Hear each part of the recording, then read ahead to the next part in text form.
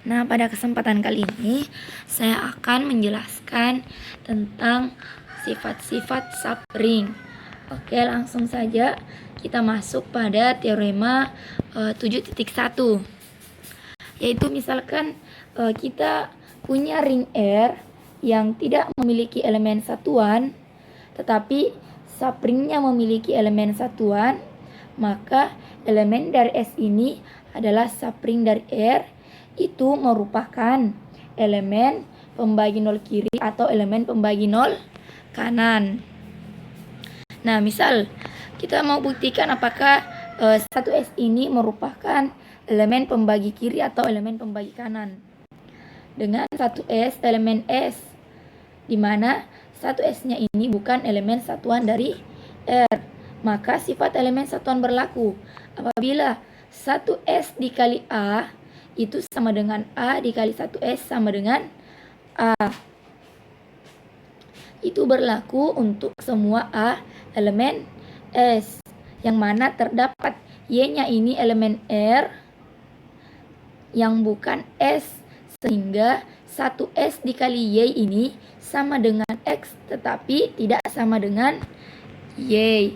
Nah, selanjutnya kita buktikan 1S ini apakah dia pembagi nol kiri. Kita tulis 1S dikali 1S dikali Y sama dengan 1S dikali Y ini adalah nilai X, sehingga di sini 1S dikali X. Kemudian berlaku sifat asosiatif, sehingga kita peroleh 1S dikali 1S dikali Y sama dengan 1S dikali X. Kemudian 1S dikali 1S sama dengan 1S, sehingga kita peroleh 1S dikali Y sama dengan 1S dikali X. Nah, kemudian salah satu ruasnya ingin kita nolkan, berarti kedua ruas kita kurangi 1S dikurangi 1S dikali X. Nah, sehingga di sini tertulis 1S dikali Y dikurangi 1S dikali X sama dengan 0 R. Nah, kemudian kita distributifkan, berarti 1S dikali Y dikurangi X sama dengan 0 R, di mana 1S-nya ini tidak sama dengan 0 karena X-nya ini tidak sama dengan Y. Nah, sehingga Y dikurangi X ini juga tidak sama dengan 0, sehingga dapat kita simpulkan bahwa 1S ini adalah pembagi nol kiri. Selanjutnya, untuk apakah 1S ini merupakan pembagi nol kanan, kita tulis Y dikali 1S, yang mana suatu nilai W, yang mana W-nya ini tidak sama dengan Y.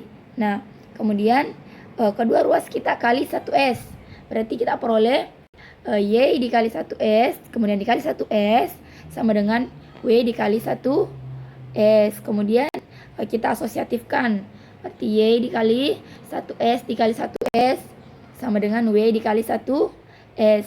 Nah, 1S kali 1S tetap 1S, maka di sini kita tulis Y dikali 1S sama dengan W dikali 1S. Kemudian salah satu ruas ingin kita nolkan, berarti kedua ruas kita kurang dengan W dikali 1S.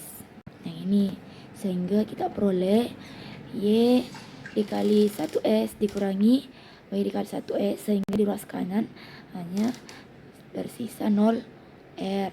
Kemudian berlaku sifat distributif, sehingga di sini Y dikurangi W dikali 1S sama dengan 0. Nah, di sini 1S-nya itu tidak sama dengan 0 dan W-nya juga tidak sama dengan 0, sehingga Y dikurangi W itu tidak sama dengan 0. Nah, dari situ dapat kita tarik kesimpulan bahwa 1S ini adalah pembagi nol kanan. Nah, kemudian selanjutnya kita beralih ke teorema 7.2.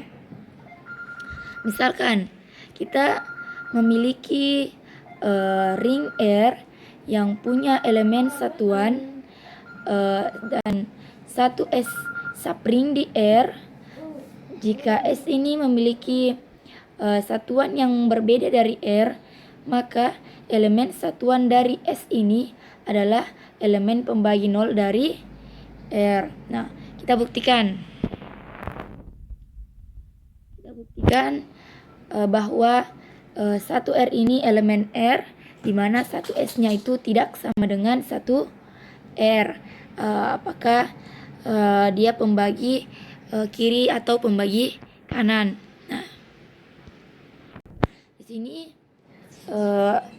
yang dipandang itu adalah 1S, sehingga yang kita tulis di pembagi kiri 1R dikali 1S sama dengan 1S, dan di pembagi kanan 1S dikali 1R sama dengan 1S.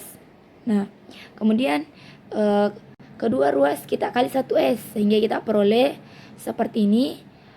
Di sini juga kita kali 1S sehingga kita peroleh seperti ini. Nah, kemudian salah satu ruas ingin kita nolkan, sehingga kedua ruas kita yang di kiri dikurangi 1S kali 1S, dan yang di kanan juga dikurangi 1S dikali 1S, sehingga di sini kita peroleh 1R dikali 1S dikurangi 1S dikali 1S sama dengan 0R. Di sini juga 1S dikali 1R dikurangi 1S dikali 1S sama dengan 0R. Nah, kemudian dapat kita tuliskan bahwa 1R dikurangi 1S dikali 1S sama dengan 0R, dan di pembagi kanan 1S dikali 1R dikurangi 1S sama dengan 0R. Nah, di sini 1R-nya itu tidak sama dengan 1S, sehingga 1R dikurangi 1S itu juga tidak sama dengan 0. Nah, sehingga ada 1S elemen satuan yang tidak sama dengan 0, dan juga ada 1R elemen satuan yang tidak sama dengan 0. Maka hasil kali kiri dan kanan ini sama dengan 0, maka dapat ditarik kesimpulan bahwa 1S ini adalah pembagi 0. Nah, kemudian selanjutnya kita ke teorema 3. Misalkan jika terdapat S dan T itu masing-masing adalah subring R, maka S iris T ini juga merupakan subring. Kita buktikan. Misalkan R ini ada, misalkan S subring R, berarti 0R elemen S, kemudian T subring R, 0R elemen T, maka 0R ini adalah elemen dari S iris T. Untuk mengetahui apakah ini subring, kita hanya cukup membuktikan apakah A dikurangi B ini elemen S, dan A dikali B ini elemen S iris T. Begitupun dengan A kurangi B, apakah dia elemen S iris T. Nah, kita lihat apabila A, B elemen S iris T, maka A, B ini elemen S, dan A, B ini elemen T.